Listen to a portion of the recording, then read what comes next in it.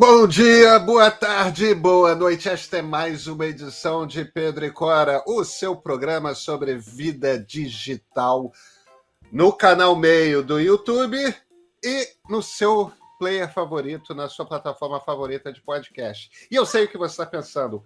Hoje não é terça-feira, Pedro Cora, é sempre sexta ou terça-feira, hoje é quarta-feira. Pois é, mas a gente tem uma edição especialíssima e por isso que nós decidimos publicar numa quarta. Cora Horner, com quem vamos conversar? A gente conversou com Silvio Meira. O Silvio Meira é uma das melhores cabeças do Brasil. Eu queria que ele fosse presidente da República. Pronto, falei. O Silvio, que é não só uma das melhores cabeças do Brasil, mas como provavelmente a melhor cabeça de tecnologia do Brasil, acaba de lançar um livro sobre estratégia. Se chama, e o título é singelo, O que é estratégia? A gente vai ter uma conversa, que é um Pedro e Cora bem mais longo do que o habitual, mais de uma hora, sobre o que é estratégia. Mas a gente não vai falar de propriamente definição, a gente vai falar sobre o Brasil, sobre o mundo, sobre o que nos falta. Vem com a gente.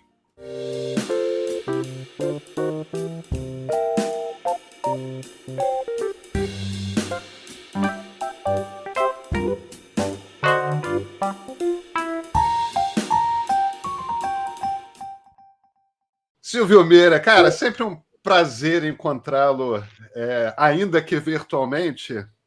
Você está lançando um livro sobre estratégia. Isso. Por quê? A razão básica, Pedro e Cora, é que nos últimos muitos anos eu enfrentei essa pergunta, o que é estratégia, que é o título do livro, né, com um ponto de interrogação bem grande. Eu enfrentei essa pergunta em muitos lugares e me perguntei o tempo todo o que era estratégia. E levei muito tempo para criar uma definição concisa e que fosse o que a gente chama de aplicável, né? As outras pessoas chamam de acionável. Eu posso acionar essa definição para usar em algum contexto prático. E eu acabei tentando responder essa pergunta no livro e ela tem uma resposta bastante simples, em 10 palavras. Estratégia é o processo de transformação de aspirações em capacidades. E pronto, acabou. A gente podia ter ficado aí. Eu podia ter escrito essa linha e aí eu estaria satisfeito. Mas aí eu escrevi um slide sobre isso para explicar para as pessoas e fazia um discurso sobre essa coisa. E começaram a surgir perguntas. Mas o que é aspirações? O que é capacidades? O que é transformação? E por aí vai. E quando o slide estava no ponto que eu achei que explicava o que era aquela estratégia, e uma vez alguém me convidou para dar uma palestra sobre o slide, então eu dei uma palestra de 20 minutos sobre um slide, com um slide, onde tinha essa frase: estratégia é o processo de transformação de aspirações em capacidades. E eu começava dizendo que aspirações é tudo aquilo que você quer ser, ter ou fazer, e capacidades são as competências, habilidades e recursos para você fazer o que você quer ser, ter ou fazer. E por aí foi. E no começo do ano, lá, sei lá, janeiro, fevereiro, lendo, não sei exatamente aonde, em que lugar, eu notei que ia ser o aniversário dos 100 anos de publicação do Tractatus, do Ludwig Wittgenstein, do TLP, né, o Tratado Lógico-Filosófico de Wittgenstein. E eu esqueci disso. Quando foi em junho, aí eu lembrei de novo. Eu digo, vixe, é o aniversário do Tractatus. E esse livro foi fundamental na minha formação, porque foi, quando eu fui fazer doutorado, foi entre os livros que o meu orientador me disse para ler. Ele pegou o livro, que é bem fininho, a edição em inglês, né? E o livro é bem pequeno. Ele olhou para mim e disse: desses livros que você tem que ler aí, o primeiro que você tem que ler é esse aqui.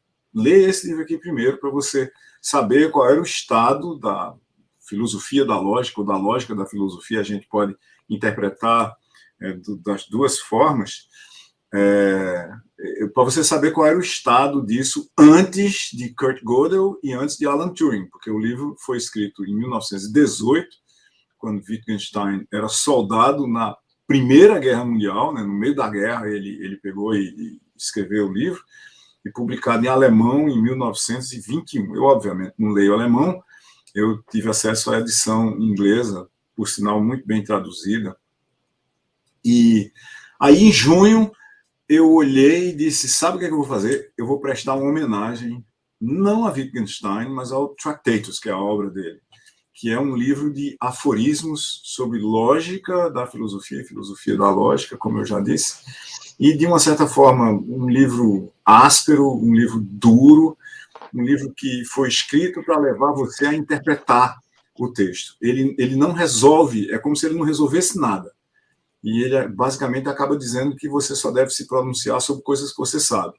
E, para isso, você tem que refletir profundamente sobre o que você leu. E eu escrevi um livro que tem essa característica. Ele parece, obviamente, em meses ou anos, eu jamais conseguiria escrever qualquer coisa parecida com o Tractatus, mas ele tem, assim, isso que eu acabei de dizer, estratégia é o processo de transformação de aspirações e capacidades, é o tópico 1 do livro. Aí tem 1A. Aspiração é alguma coisa que deveria existir ou algo que deveria acontecer. Aí tem 1AI. As aspirações mudam na e com a execução da estratégia. 1A, 2I. A gestão das aspirações é um condicionante para a execução da estratégia. E por aí vai. Não contente com ter feito um livro que é difícil de ler, eu depois olhei para o livro inteiro e disse, mas esse livro é um código. Aí eu reescrevi o texto para ele ser um algoritmo combinatório sobre estratégia, de tal forma que você pode sacar trechos do livro, que eu não vou dizer para ninguém nunca quais são, e como fazer isso, e você compor fragmentos numerados do código, e isso gera novos códigos. E no último tópico do livro, que é o tópico 21, eu remeto para o primeiro tópico, porque quando a gente fala, vai decupando o livro tudinho, eu chego no fim e digo para o leitor basicamente o seguinte, com um aforismo que está lá, que eu também não vou dizer qual é agora, que é para deixar em aberto aqui. Quando a pessoa lê, ela vai olhar assim e dizer, mas para fazer isso eu tenho que voltar para o primeiro tópico. E é exatamente essa a ideia. Então, é um livro que, para mim, resolveu o que é estratégia, era a pergunta do título, e foi um exercício mental e de disciplina absolutamente fantástico, porque eu escrevi o conteúdo que está nos tópicos em algumas horas, e depois gastei umas 400 horas para organizar como os tópicos, para eles ficarem do jeito que são e serem assim tratados como um algoritmo combinatório. Silvio, você acha que essa tua definição de estratégia, ela é uma forma coletiva da velha transformação do sonho em realidade? Ela é uma das instâncias, isso da transformação do sonho em realidade, mas tem uma diferença aí que as aspirações você escolhe, né? A gente podia dizer assim que as aspirações estão para a estratégia, como os objetivos e metas estão para planejamento estratégico, que é isso que se faz via de regra nas empresas sem saber. Mas, por outro lado, Cora, a aspiração é diferente do sonho. Porque, veja, a gente pode até fazer um paralelo entre os dois. Se você pegar o discurso de Kennedy, em 1961, né, o Vamos para a Lua, a linha-chave do discurso diz o seguinte, até o fim da década, nós mandaremos e traremos de volta em segurança uma pessoa à Lua. É isso que diz aqui. Aquilo não é um sonho, é uma aspiração, sabe por quê? Porque ela foi declarada em contexto.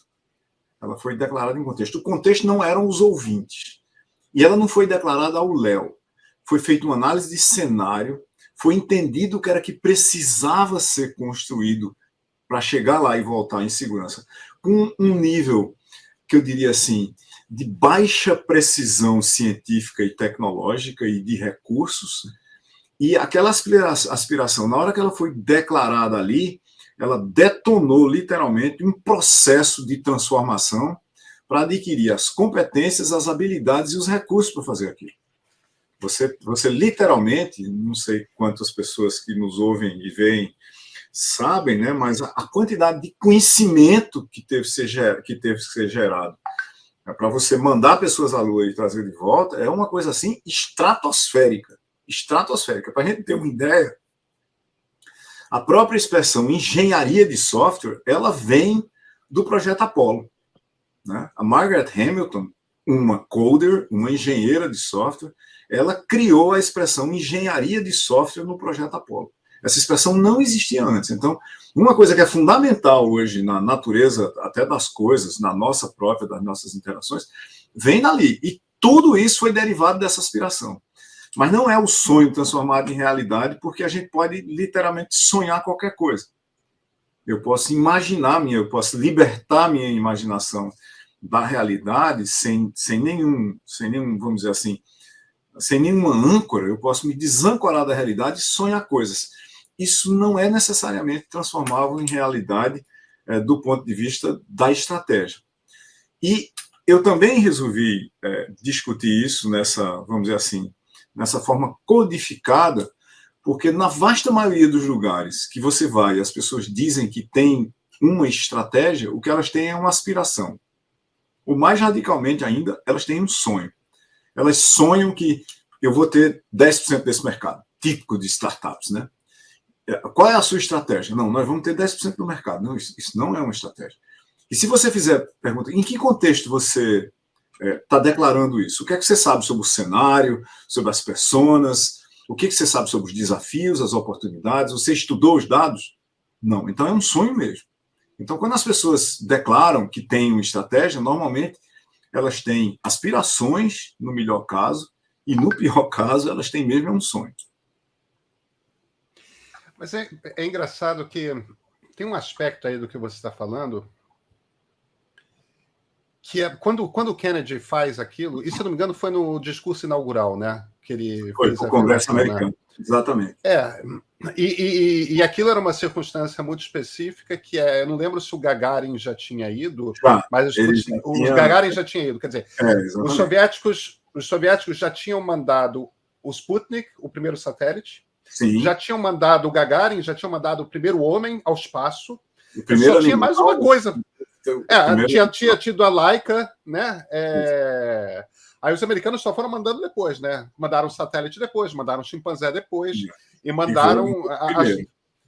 quer dizer, só faltava mais uma coisa para os americanos fazerem primeiro, que era mandar o homem à Lua. E se não ganhasse aquela, era coisa assim do tipo, nessa briga pela ciência do espaço, a União Soviética é superior. Essa não dá para gente, exatamente.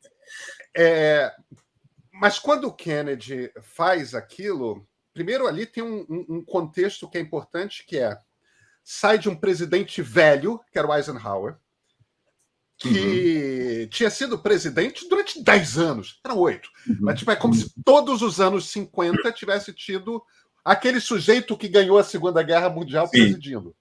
Né? Respeitável, terno cinza, né?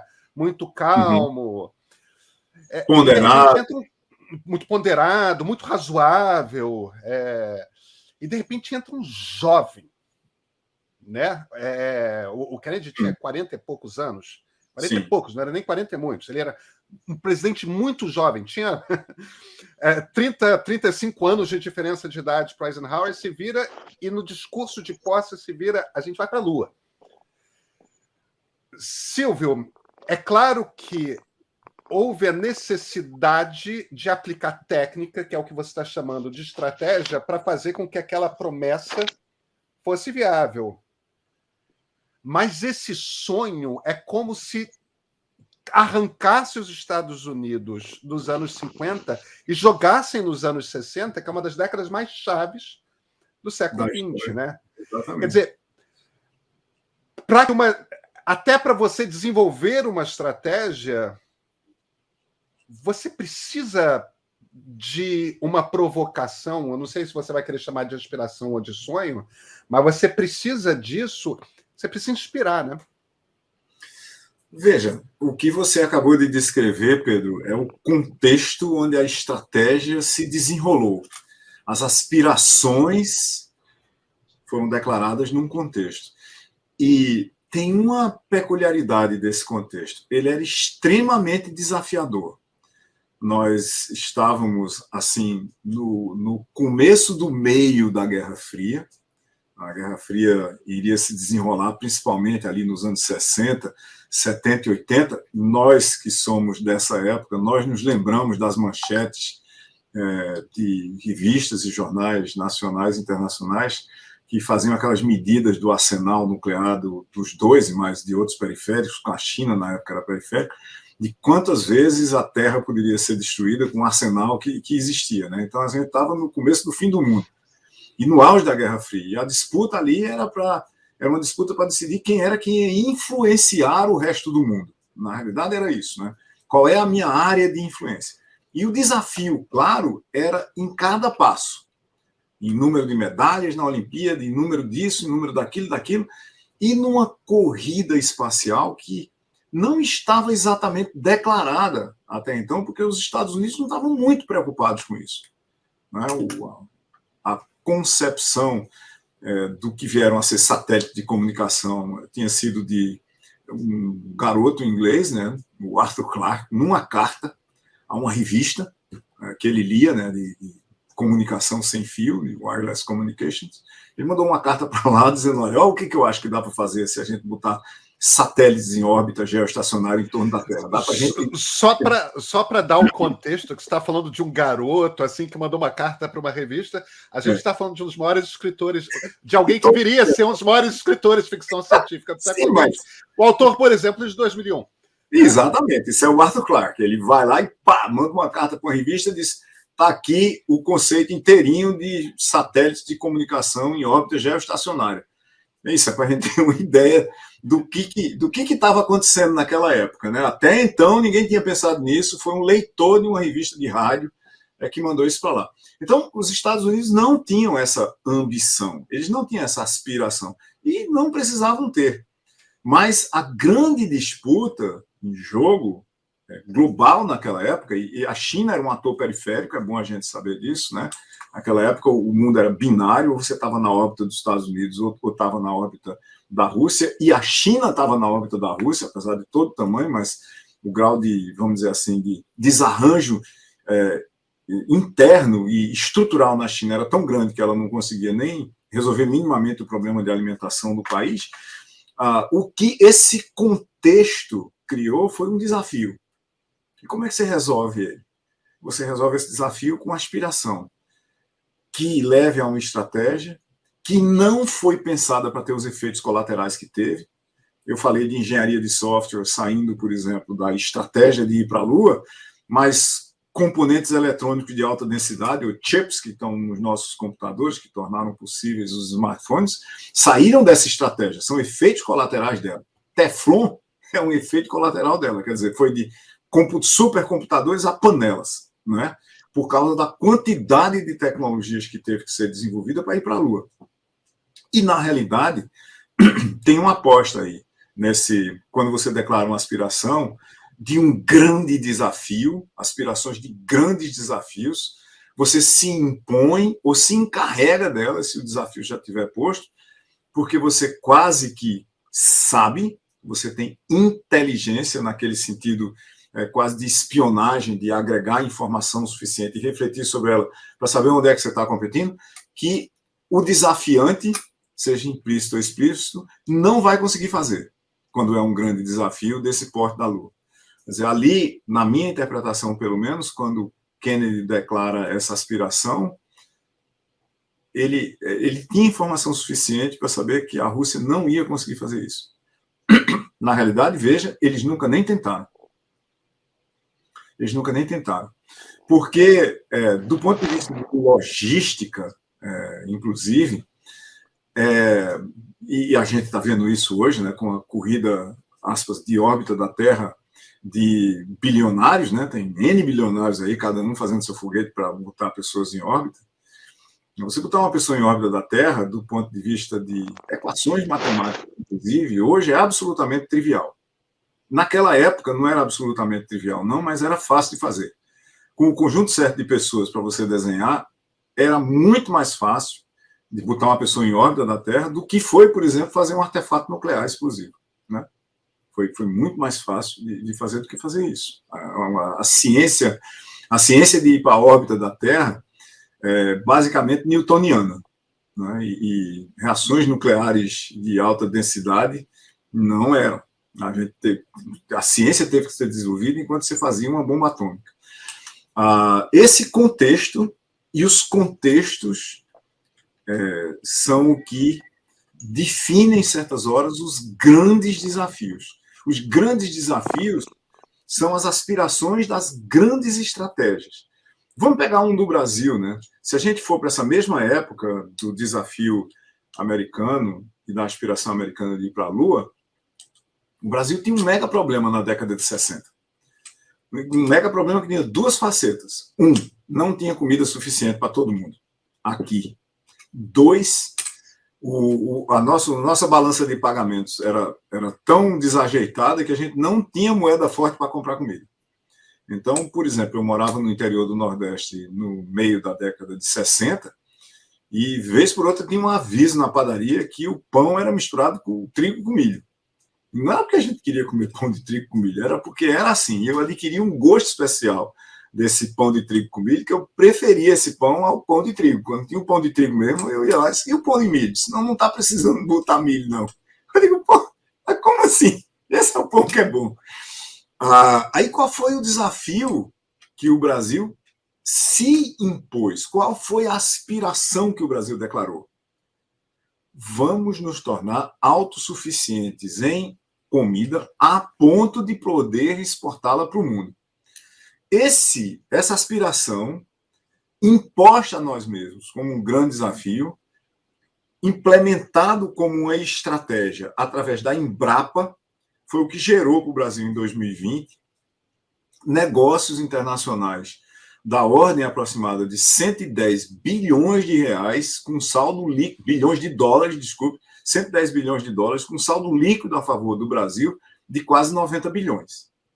Literalmente, se a gente não tivesse enfrentado esse desafio, que foi necessariamente criado de forma abstrata, porque a gente podia ter ficado lá, parado na época, senão a gente, com uma balança comercial, é um desastre, a gente não tem comida, então vai ser isso mesmo. Mas não, um conjunto de pessoas se reuniu e declarou uma aspiração de longo prazo, que envolveu formar pessoas na graduação, criar escolas de pós-graduação, mandar centenas de pessoas fazer doutorado em todas as facetas do processo de produção agro no mundo inteiro, no Japão, na Europa inteira, nos Estados Unidos, em países da América Latina, na Índia, por causa de arroz, no Japão, em todo canto. E isso, paulatinamente, fez coisas cujos efeitos colaterais, alguns deles são drásticos, mas fez coisas como, por exemplo, inventar o semiárido o cerrado como área de produção agropecuária no Brasil. Até a década de 70, você não conseguia imaginar que fosse haver qualquer tipo de produção no cerrado, qualquer tipo de produção agrícola ou pecuária de grande porte no cerrado. E virou um dos celeiros do Brasil. Por quê? Por causa do grande desafio que nós nos impomos como nação. Durante décadas, a gente investiu nisso. E, olha, tem um problema para a gente discutir aqui, talvez, do ponto de vista de estratégias, desafios, aspirações, competências, habilidades e recursos, é que faz décadas que o Brasil não declara para si próprio um grande desafio. Nós não temos um grande desafio há décadas, apesar de termos grandes problemas. Qual é a diferença dos dois? O problema está lá e talvez a gente nunca resolva. Mas se a gente explicitar o problema como um grande desafio, que demande uma grande estratégia de criação de competências, habilidades e recursos para resolver, a gente resolve. Eu estou falando, eu dei um exemplo que é a Embrapa. A gente resolveu o pólio. O Brasil foi um dos primeiros países do mundo a resolver pólio. Esse foi um outro grande desafio criado por pessoas de múltiplas facetas de entendimento de mundo, inclusive epidemiologistas e médicos, feito na época da ditadura, com o concurso de pessoas de todas as facetas de entendimento, inclusive do Partido Comunista Brasileiro da época. A gente fez, por exemplo, uma outra mágica num setor de alta tecnologia. A gente resolveu que a gente ia ser competitivo globalmente no transporte aéreo. A Embraer lidera globalmente o segmento de média distância, média aeronave, no mundo inteiro hoje. No mundo inteiro hoje. Isso foi uma estratégia da década de 50. Quando foi que a Embraer fez um IPO? Quando é que a Embraer botou ações no mercado? No ano 2000. Levou 50 anos para chegar lá. Grandes estratégias são coisas de longo prazo, com vários olhos no meio, assim, longo prazo. Em particular, a estratégia de ir para a Lua envolveu uma quantidade imensa de recursos que estavam disponíveis numa nação que enriqueceu durante a Segunda Guerra Mundial. De todos os países que participaram da Segunda Guerra Mundial, quem avançou mais rapidamente do ponto de vista de competências científicas, tecnológicas, do ponto de vista de avanço nos mercados globais, foram os Estados Unidos, tanto que tiveram uma posição indisputada até basicamente o fim da década de 2000. Agora, na década de 2010, como a gente viu, se eu não me engano, a secretária de Comércio americana declarando ontem, que a Europa e os Estados Unidos precisam se unir para atrasar a inovação da China, para diminuir a velocidade de inovação da China. Não é que precisam inovar mais rapidamente. Veja que coisa, como o planeta funciona, né? Como é que a gente atrasa a China? Isso não é uma estratégia. Isso não é uma estratégia, porque provavelmente não é passível de transformação em competências e habilidades. Competências e habilidades para atrasar os outros? Eles vão ter que combinar com os chineses. Exatamente. Faltou Garrincha na reunião. Pois é. Só que os chineses são os novos russos. Para esse assunto, para essa discussão em particular. Silvio, quando chega esse livro maravilhoso às livrarias, quando nós teremos a satisfação de poder ler o que você escreveu? Está no Kindle desde o dia 28 de setembro. No momento só existe em formato digital na Amazon, que é uma coisa que as tecnologias que vieram lá do projeto Apollo, do programa Apollo, criaram para a gente, né? Você pode lançar um livro antes dele estar impresso. Então, desde o dia 28, ele está no Kindle, na Amazon. Dentro de 3 semanas, ele vai existir em papel. E aí ele vai para as livrarias. Editado pela Paradoxo, que é uma editora aqui do Recife mesmo, com apresentação e prefácio de Cláudio Marinho, que eu trabalhei com ele, na realidade, na criação do Porto Digital, e Chico Saboia, que também foi presidente do Porto Digital. São 2 amigos diletos aqui de décadas, que foram as primeiras pessoas a ver o livro e achar muito esquisito, mas ainda assim toparam fazer a apresentação e o prefácio. Silvio, eu tô meio fascinado. Eu nunca tinha parado para pensar. Não é nem com esse nível de profundidade que você está pensando sobre as outras. Eu nunca tinha parado para pensar em estratégia. E o bizarro é que eu sou analista político, né? Eu devia ter feito isso. Agora, uma das coisas que você estava falando, eu estava me lembrando, em 1994, o ano que o Fernando Henrique subiu pela primeira vez a rampa do Planalto, o PIB chinês era igual ao PIB brasileiro. Isso é uma coisa que poucas pessoas se tocam. Mas o PIB chinês e o PIB brasileiro estavam mais ou menos a mesma coisa. E, meu Deus do céu, Fernando Henrique, Nova República. Os chineses, obviamente, se propuseram... É claro que é uma cultura confuciana, né? É extremamente organizada, metódica, tudo mais.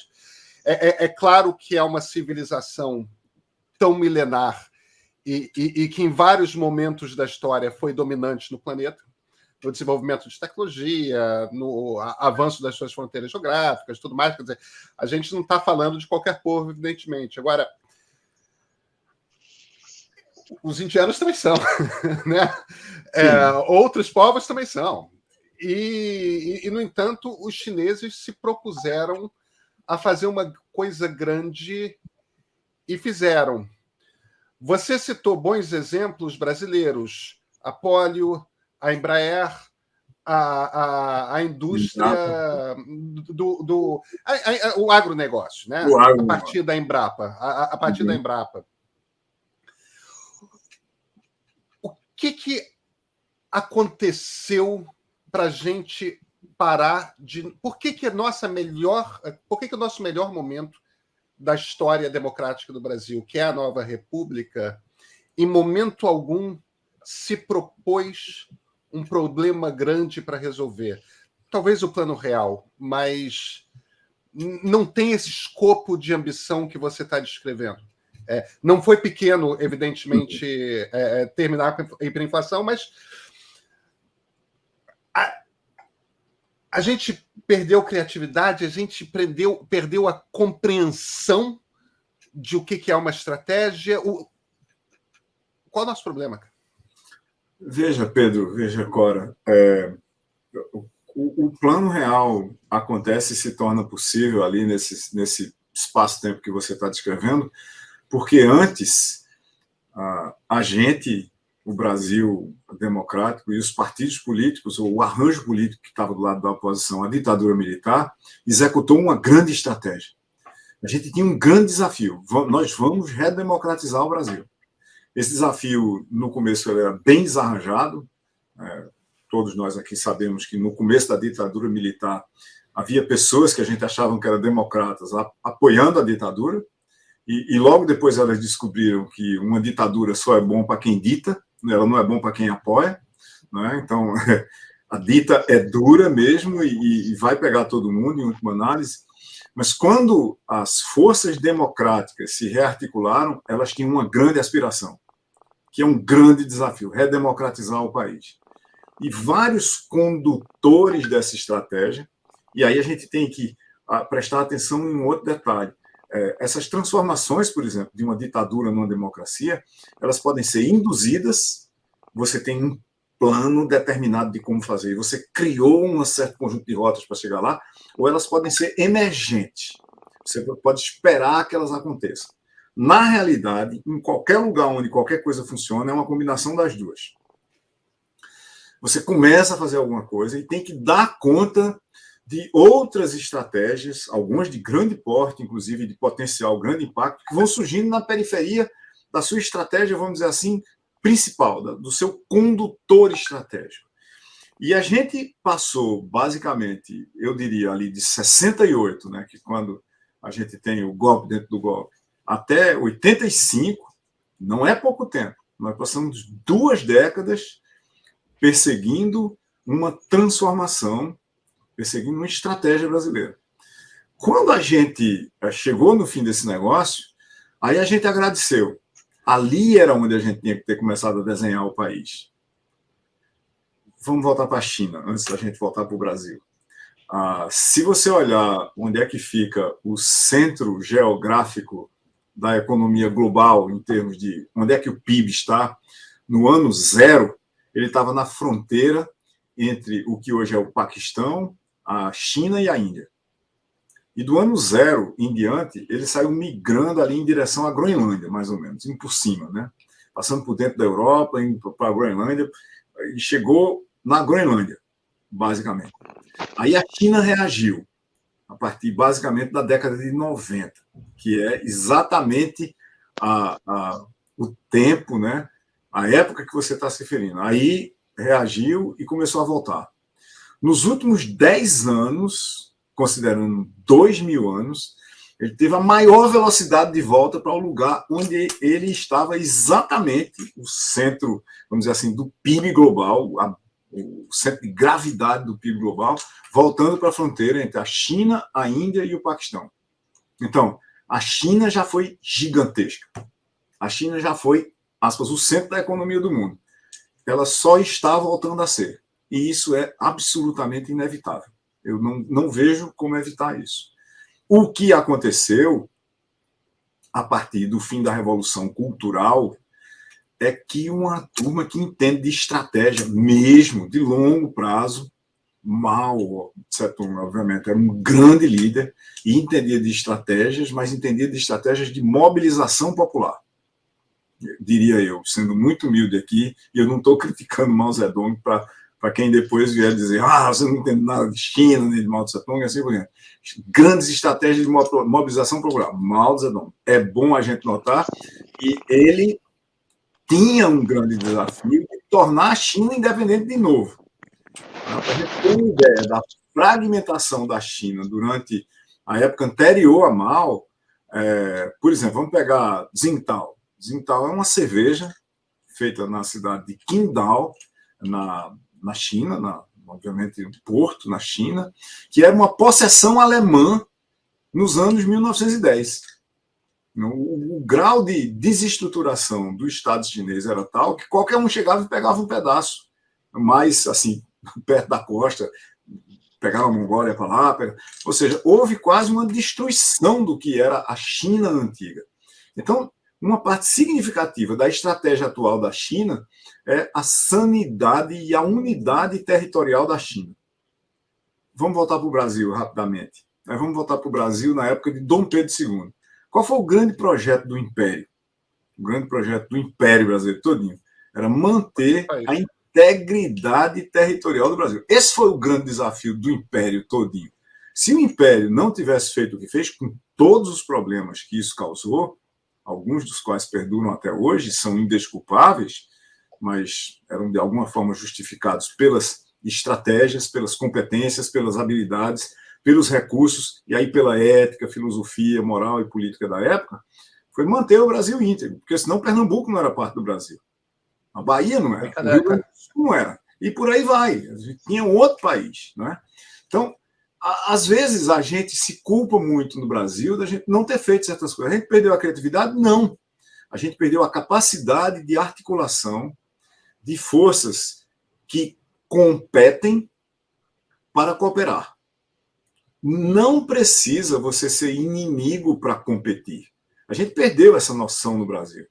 A gente pode competir, por exemplo, para saber quem é que vai ser presidente da República, quantas vagas a gente vai ter no Senado, quem vão ser os governadores, tendo o mesmo projeto de país. Tendo o mesmo projeto de país. Projeto no sentido de quais são os desafios, quais são as estratégias, quais são as operações. Pedro e Cora, por que a gente nunca declarou que é um desafio a gente resolver a educação brasileira? Como é que a gente tem um ensino médio que educa as pessoas para nada? Eu estou dizendo para nada no seguinte sentido: 80% dos brasileiros que terminam o ensino médio têm o ensino médio como seu último grau de formação. 20% vão para a universidade.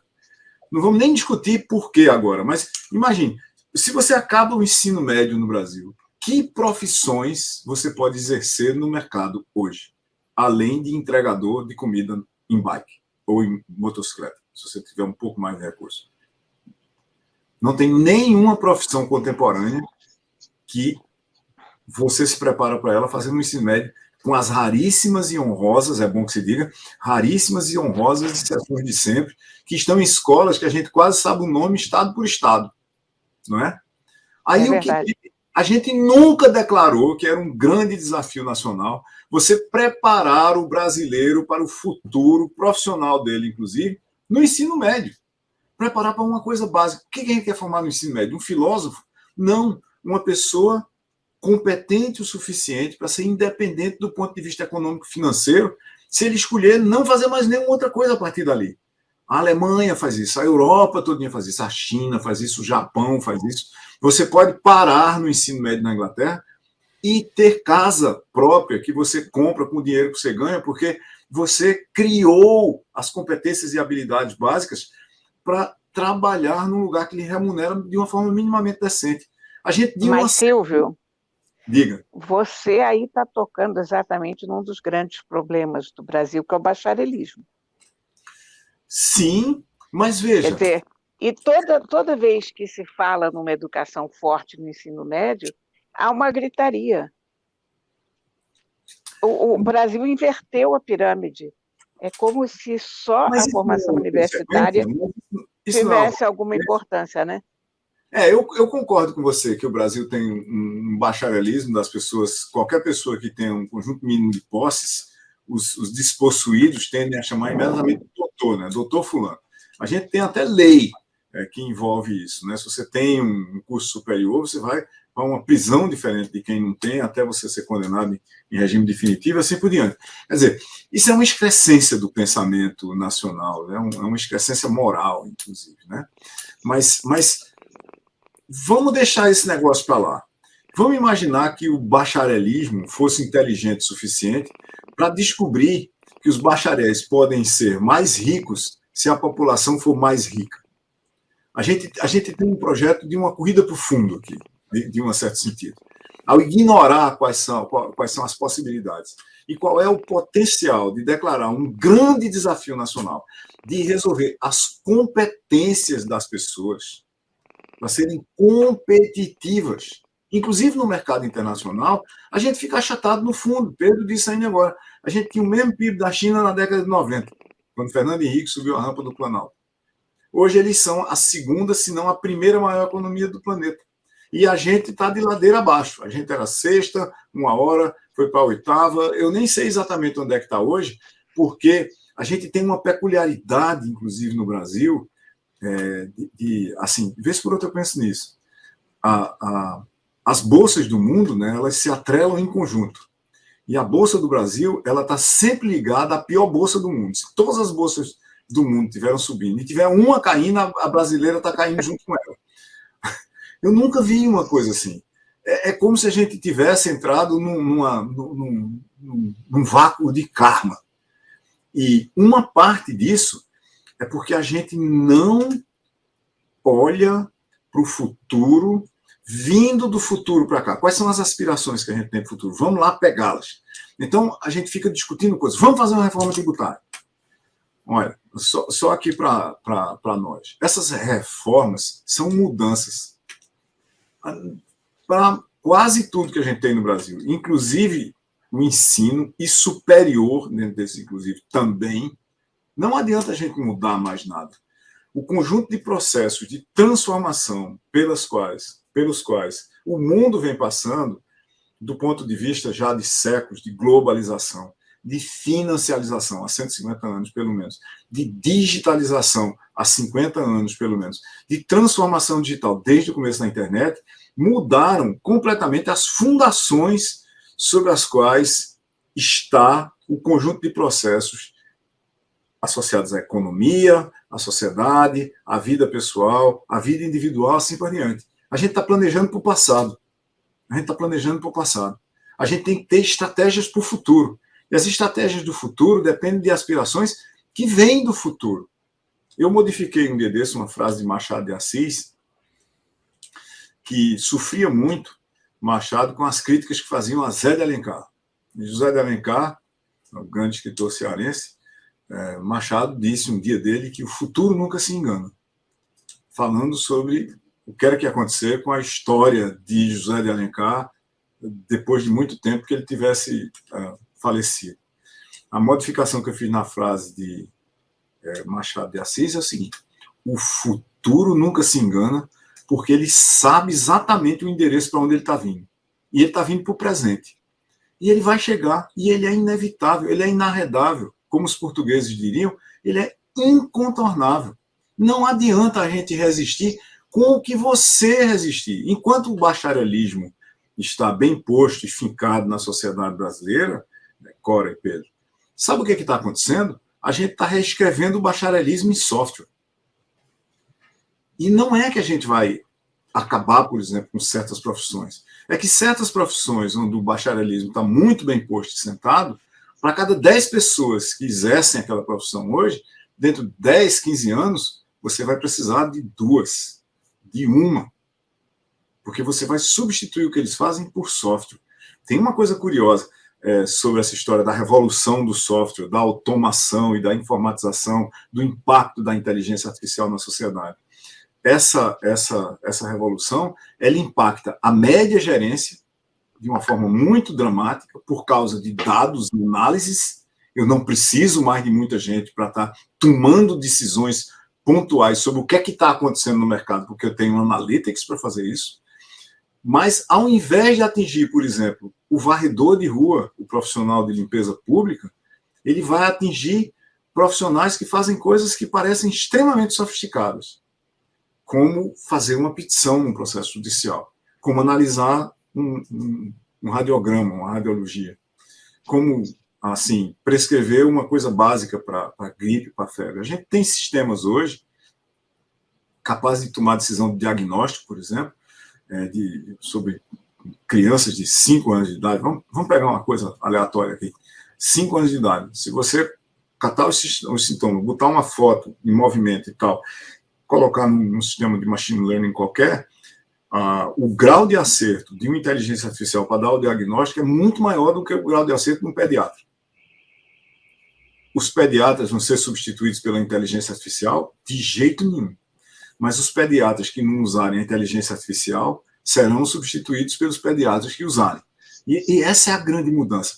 É o que eu chamo de inteligência artificial marromeno, usando a linguagem aqui do interior do Nordeste. É bom, é fantástico, pensa como seres humanos? Não. É marromeno. É a inteligência artificial marromeno. Então, essa inteligência artificial marromeno, ela vai tirando uma função sua aqui, vai tirando outra função ali, vai tirando outra lá. Eu escrevi um dia desse um texto longo no meu blog sobre como é que eu acho que dentro de 20 a 30 anos as cidades brasileiras vão fazer uma licitação para táxi autônomo. E por que é que isso faz todo sentido do mundo? Aí você diz, mas o que vai acontecer com os motoristas de táxi? Vamos começar hoje a retreiná-los para eles escreverem um software que vai estar nos táxis lá na frente. Porque se a gente não fizer isso, o que é que vai acontecer com eles? Vai acontecer a mesma coisa que aconteceu com os fabricantes de carroça em 1913. Em 1903, vamos para 10 anos antes de 1913, em 1903 foram vendidos nos Estados Unidos 11 mil carros. Esse foi o ano que Ford criou a fábrica. E todo mundo acha que Ford chegou e pá, mudou tudo. Nada disso. Ford chegou e levou 10 anos para descobrir exatamente como era que uma linha de montagem funcionava, qual era a cadeia de valor que tinha que existir para a linha de montagem automotiva funcionar. E ela só começou a funcionar a todo vapor em 1913. Mas entre 1903 e 1913, os Estados Unidos saíram de 11 mil para 3 milhões e 200 mil carros. 300 vezes mais. Isso é uma ruptura. Então, em 10 anos, basicamente as carroças desapareceram das principais cidades dos Estados Unidos. E com as carroças, desapareceu toda a cadeia de valor de carroça. Se você pensar bem, é celeiro, fabricante de arreio, ferrador de cavalo, fabricante de roda, fabricante de carroça, fabricante de carruagem. Nenhum desses núcleos de competências e habilidade, inclusive os de negócios, os fabricantes de carroça, conseguiu se mudar para o mercado de automóveis, porque no começo era só 1% de automóveis. Depois era 2% de automóveis. É 100% de mudança de um ano para o outro, mas ninguém nota, porque saiu de 1 para 2, aí depois era 4% de automóvel, depois era 8% de automóvel, depois era 16% de automóvel, depois era 32% de automóvel, aí 64% de automóvel, acabou. Aí o que acontece quando você tem essas curvas exponenciais de mudança no mundo ao nosso redor? Você olha lá para baixo e diz, até 0,1%. No ano seguinte, 0,2%. Aí você continua olhando para baixo e diz, isso aí é irrelevante. É totalmente irrelevante. Eu me lembro que eu fui posto para fora de um debate em 1995, no começo da internet, porque eu disse numa mesa de debate que dentro de, no máximo, 20 anos a gente ia comprar sapato pela internet. E eu não sabia, mas uma das pessoas que estava na mesa era exatamente um dos donos de uma das maiores redes de sapatarias do Brasil. E ele me expulsou da mesa. Você não tem nada de fazer aqui, não está discutindo isso, não. É isso. Então, a gente está vivendo, não é em tempos exponenciais, é errado pensar isso. As curvas são exponenciais, mas o que a gente está vivendo é em tempos de ruptura. Não é assim que tem um mercado, é o mercado que você está, e esse mercado está crescendo exponencialmente. Não, não é isso. Tem um mercado, é o mercado onde você está, 1910, ali, 1903, não tem carro, e está sendo criado um outro mercado totalmente diferente que vai crescer exponencialmente. A exponencial não é no seu mercado, vale para países também. Vale para países também. E a gente está ignorando isso. Silvio, a gente tem um problema sério, eu digo a gente como mundo, que a gente tem cada vez mais gente e a gente tem cada vez menos trabalho para essas pessoas. Todas as funções, você entra no chão de fábrica, onde você tinha 300 pessoas, você tem um robô. No máximo, você tem uma pessoa para ver se o robô está funcionando direito. Como é que a gente resolve isso? A gente precisa de uma renda universal, mas a gente precisa de alguma coisa para essas pessoas fazerem. O que vai ser desse mundo que a gente está criando? Deixa eu só completar aqui a pergunta da Cora, só para quem está nos assistindo ou ouvindo entender o contexto do que ela está falando. O ABC de São Paulo não elege mais o PT para a prefeitura. Isso é ausência de operário já. Já está acontecendo. Exatamente, pois. Mas vamos comparar e vamos botar um número nesse cenário, Pedro e Cora. A fábrica da Fiat Chrysler, agora Stellantis, aqui em Goiânia, é a fábrica de grande porte, centenas de milhares de veículos por ano, é a última fábrica de grande porte que foi construída no Brasil, no setor automotivo. E ela é uma fábrica que ela não tem nem o topo da automação, porque como o investimento foi do BNDES, aparentemente houve uma negociação para não usar o top of the pops da automação. Se ela tivesse sido construída para usar, aspas, bem entre aspas mesmo, porque obviamente nós estamos falando 40 anos depois do auge das fábricas do ABC. Se ela tivesse sido construída para fabricar o mesmo número de carros, usando o mesmo processo, ela empregaria alguma coisa como 30 a 40 mil pessoas. Ela tem 700 robôs. Ela emprega 3 mil. Estava indo para 4 mil agora, na pandemia. Então, é 1/10 do número de pessoas. Mas, veja, tem um detalhe aqui. Se a gente fabricasse o carro lá, como a gente fabricava no ABC, na época que uma fábrica equivalente demandava 40 mil pessoas, nem ninguém compraria o carro. Aliás, ele não passaria pelos testes mínimos de segurança. Porque hoje o carro é totalmente soldado por robôs de grande porte que exercem pressões que são impossíveis de serem exercidas pelos seres humanos com o mesmo grau de repetitividade e qualidade. Então, mudou dramaticamente. Aí você pergunta, mas tem alguma outra coisa que essa fábrica fez? Ela tem um centro de inovação no Porto Digital que emprega 200 engenheiros especializados em software para automóvel. Certo? É quase tanta gente quanto, por exemplo, uma empresa de software do médio porte, e ela só faz isso. Quando você olha, Cora, para o que foi que aconteceu com as fábricas, tem uma frase de Peter Drucker, do começo da década de 70, que talvez a gente devesse refletir sobre ela. Drucker dizia alguma coisa mais ou menos o seguinte: a era da energia e dos grandes processos físico-químicos, e, consequentemente, por causa disso, de mais precisão, de mais velocidade, de mais pressão, não é? De mais volume, de mais peso ou menos peso em certas condições, acabou basicamente no fim da Segunda Guerra Mundial. Ali, no fim da Segunda Guerra Mundial, começou a era da biologia.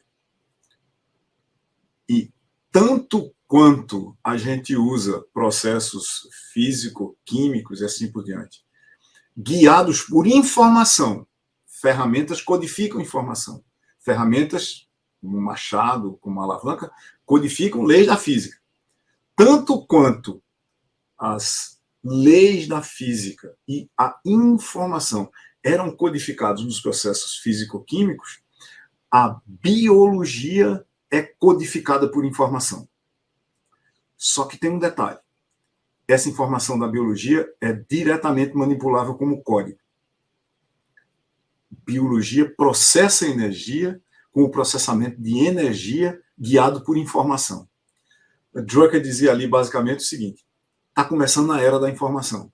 Pouco tempo depois, ele diria que a gente estava na era do conhecimento.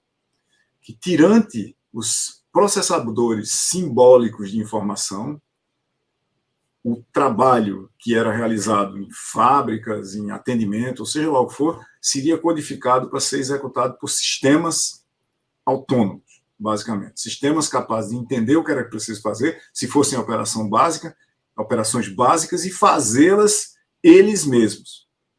Então, a gente sai da era da energia físico-química para a era da energia biológica, e a grande diferença é que aqui é a informação que guia o processamento de energia. Logo depois, você diz, então, organizações também são guiadas por informação. E a gente combina a era da informação com a era do conhecimento. E quem é que vai ter trabalho no futuro se a gente está com código informatizando, inclusive, o trabalho de processamento de informação, né? Centros de processamento de dados, década de 70. Hoje, machine learning. Machine learning significa, tradução básica, máquinas que aprendem. Aprendem baseado em quê? Em dados. Tirados de onde? Da execução do trabalho por humanos. Fazendo o quê? Sei lá, atendendo chamadas telefônicas, resolvendo problemas triviais de eu paguei, mas não recebi no atendimento ali, né? Processando informação autonomamente. Tem informação aqui para ser processada. Eu já chego lá, mas vamos botar um dado na parada. Tem uma pesquisa publicada em Raconteur em setembro do ano passado, uma pesquisa global. Nessa pesquisa, 66% das pessoas disseram, basicamente, que não veem a hora do trabalho repetitivo que elas fazem ser feito por sistemas autônomos, ou seja, robôs, ou software, para que elas possam se dedicar a um trabalho mais criativo que tenha futuro. As pessoas já reinterpretaram o cenário e já descobriram que se elas não estão fazendo um trabalho criativo, como, por exemplo, ainda hoje, escrever software, muito provavelmente o trabalho delas vai ser reescrito por software. Chegamos em software. O Brasil forma, números redondos, 30 mil cientistas da computação, bacharéis em sistema de informação, engenheiro da computação por ano. 30 mil, só 30 mil.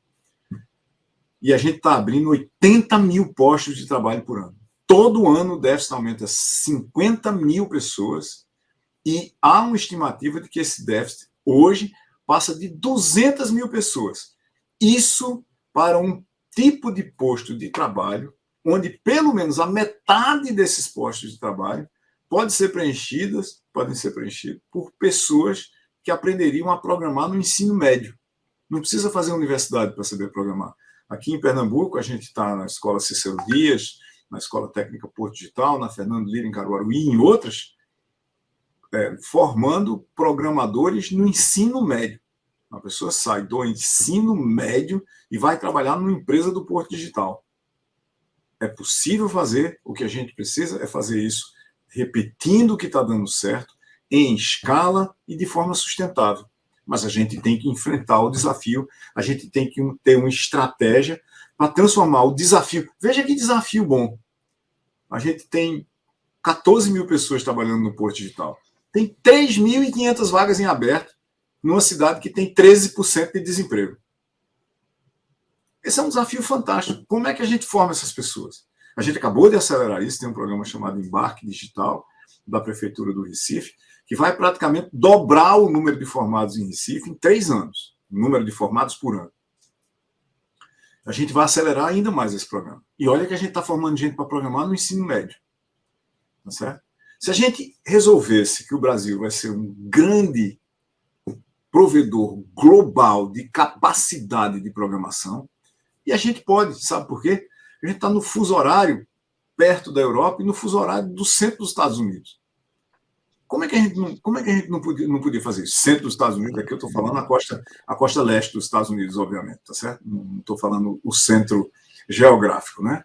É um pouco mais de dificuldade para a Califórnia e tal, mas de qualquer maneira muito mais fácil do que a Índia, que é o maior provedor global de serviços de software, de escrita de software para qualquer lugar do mundo, inclusive, incrivelmente, para o Brasil. Empresas no Brasil contratam software na Índia porque não conseguem contratar no Brasil. Isso quando a Índia, na década de 90, exportava R$0 em software. Naquela época, nós criamos um programa brasileiro de exportação de software. Nós exportávamos 0, a Índia exportava 0. Hoje a Índia exporta 200 bilhões, a gente exporta alguns bilhões. Qual foi a diferença entre os dois? A gente não tinha estratégia e a Índia tinha. O que era que tinha no centro da estratégia da Índia? Formar pessoas em escala para programar computadores em linguagens contemporâneas. Só isso. Não é assim do tipo do filme, né? Plante que eles vêm, mas onde você tiver coder, você tem emprego. E aí está a grande parte da transformação da indústria, né? A gente vai robotizar a indústria toda. Tudo que der para fazer com robôs será feito com robôs. E não é porque você quer substituir o trabalho humano, é porque não é um trabalho humano você ficar numa fábrica, Chaplin já fez isso em tempos modernos para mostrar para todo mundo, não é um trabalho humano você ficar numa fábrica apertando parafuso o dia todinho. Isso não é bom para a sua saúde mental, não é bom para a sua saúde física. E as pessoas não querem fazer isso. Elas fazem isso porque não têm outras alternativas. Silvio, eu tenho um problema com a questão do Brasil versus Índia, versus China, que é a diferença de conceito que a educação tem nos países. Se você na Índia, os brahmanes, que são a casta do topo, etc., é a casta da sabedoria, é a casta dos estudos. Há uma valorização do conhecimento, uma valorização da educação, que o Brasil não tem. Quer dizer, como é que a gente muda essa característica, não sei nem se é uma característica brasileira, mas essa maneira de ser, de não levar a sério a educação, de achar que a educação não é uma necessidade, quando ela é a única saída que a gente tem. Deixa eu só fazer um contraponto, Cora, antes do Silvio encarar a resposta. E eu não estou falando isso só por conta do bolsonarismo no qual a gente está vivendo. Um dos maiores educadores do século XX, que é o Paulo Freire, é brasileiro, né? Ou seja, Recife, aqui da estrada do Encanamento, perto daqui de casa. Me perdoe identificá-lo como brasileiro genericamente, Silvio. Mas o ponto pelo qual eu estou falando isso é o seguinte, quer dizer, a vocação de... o Paulo Freire é o maior de todos, mas tem Anísio Teixeira, tem tal... Se você começa a procurar... Temos grandes educadores, ou seja, a vocação para a educação, na nossa cultura está. Uhum. Mas o respeito não necessariamente. Quer dizer, você vê que o cara quer se dar bem. Você vai para esse interior agro, por exemplo, há um desprezo pela educação, há um desprezo, e não vamos deixar a culpa só com o interior, não. Há um desprezo nos próprios líderes brasileiros. Quer dizer, quando você tem um cara como Bolsonaro, já chega a ser caricatural. Mas o próprio Lula falou que ler um livro é muito chato, é feito andar na esteira.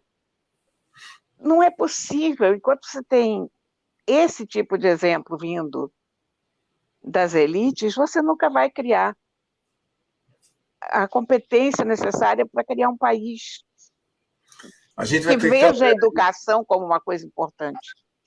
Nós vamos ter que trabalhar isso no longo prazo, Cora, mas veja, sem querer ser assim, cabotinho e ficar falando do Porto Digital, você ficaria surpresa com a quantidade proporcional de pessoas no Porto Digital, entre as pessoas que fundaram o negócio, que são CEO dos negócios hoje, que têm mestrado e ou doutorado em ciência da computação.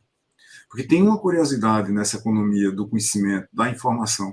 Por exemplo, na economia da genética, que está chegando aqui agora, vindo do futuro também, numa velocidade tão grande, que as pessoas não estão nem percebendo que ela está se instalando.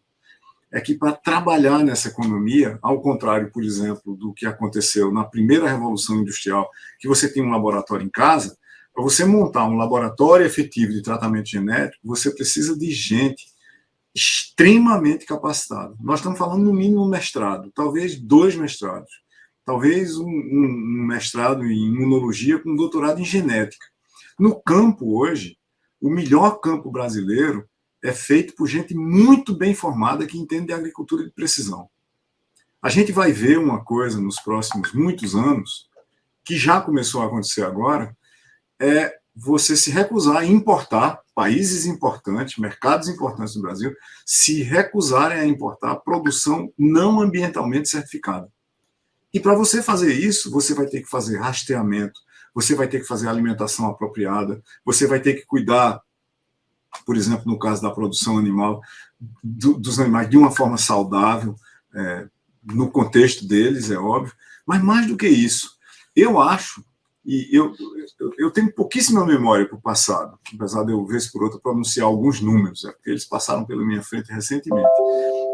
Mas se a gente olhar para o futuro, eu acho que, tipo assim, em 2050, e o Brasil tem 30 anos para chegar lá, em 2050, na vasta maioria dos países do mundo, vai ser proibido você consumir carne de animais abatidos. Você vai poder consumir carne animal, mas ela não pode vir de animais abatidos. Como você não pode tirar um filé de um boi e ele permanecer vivo, a gente vai, de alguma forma, substituir filé ou por proteína vinda de plantas ou por carne sintetizada em fábrica. Isso está em andamento agora. E nós estamos falando, por exemplo, da JBS comprando uma das maiores fábricas globais de proteína animal sintetizada. Quando a gente olha para isso, aí você vê um mundo totalmente diferente. O Brasil está numa encruzilhada. O Brasil demorou a se industrializar, né? Se a gente olhar assim, o que foi que levou Vargas a ficar definitivamente do lado dos Estados Unidos, foi que os Estados Unidos apostaram, na realidade, prometeram industrializar o Brasil. Isso em 1940 e poucos. 1940 e poucos, o Brasil não tinha indústria de nada, praticamente. Nada. Praticamente. De novo, honrosas exceções. A industrialização da gente foi tão tardia que a gente nunca conseguiu ser competente como indústria. Porque quando ela já começou, como diriam os antigos na época, eivada de todos os tipos de condicionantes de proteção para que o capital privado, com grande apoio do Estado, historicamente, que ia ser investido naquele núcleo industrial ali, fosse protegido contra a competição externa. Porque como é que você ia fabricar, por exemplo, locomotivas no Brasil? Como é que você ia fabricar automóveis no Brasil, começando tão tardiamente?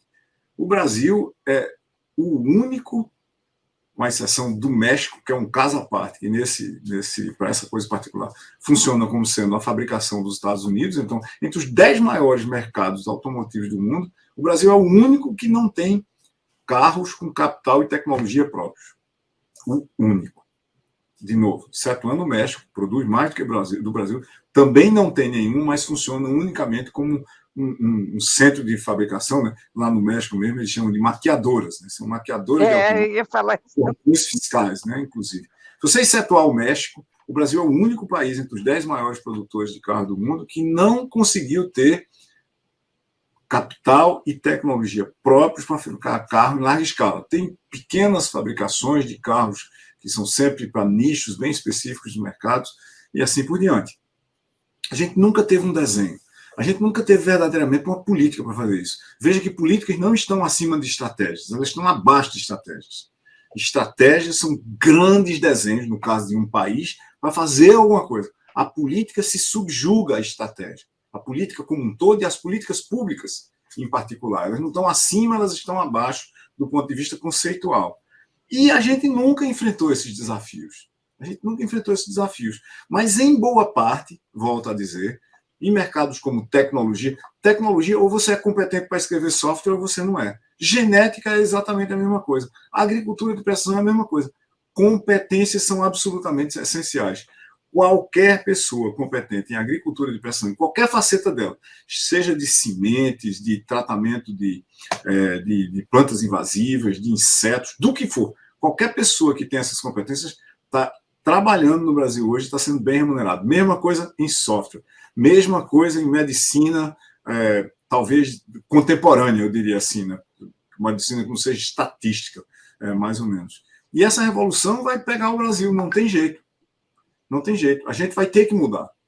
E vamos lembrar aqui, o futuro nunca se engana. Silvio, Eu tenho certeza que eu falo isso pela Cora também. É sempre um prazer imenso ter uma conversa com você, porque as conversas sempre vão mergulhando em camadas e camadas e camadas e camadas de profundidade, e você nunca dá uma entrevista igual à anterior.